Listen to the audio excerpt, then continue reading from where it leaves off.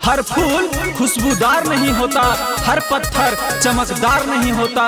सोच समझकर वोट डालिएगा मेरे दोस्त, क्योंकि हर उम्मीदवार वफादार नहीं होता, वफादार नहीं होता। क्षेत्र में चर्चा आज सरेआम है, थाम ले गिरतों को क्योंकि उनका नाम प्रभा है।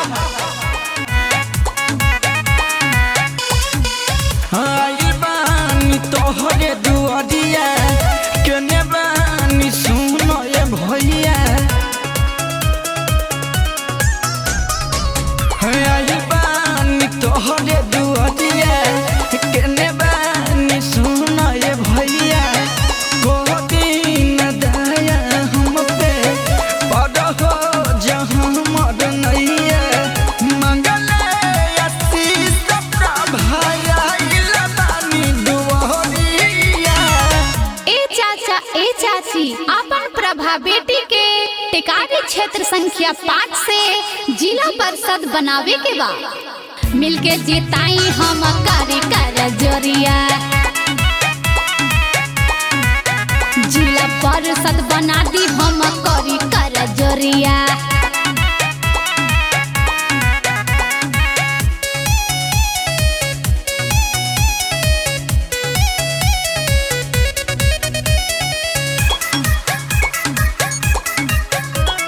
न त भूले के बा न भुलाई के बा, जे भूलाता ओकरो याद दिलावे के बा। सुनिए भैया भाभी करी गो हैया हो, सुनिए भैया भाभी करी गो हैया हो।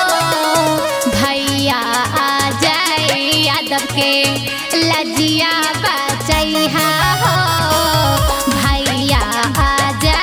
यादव के लजिया बचैहा हो।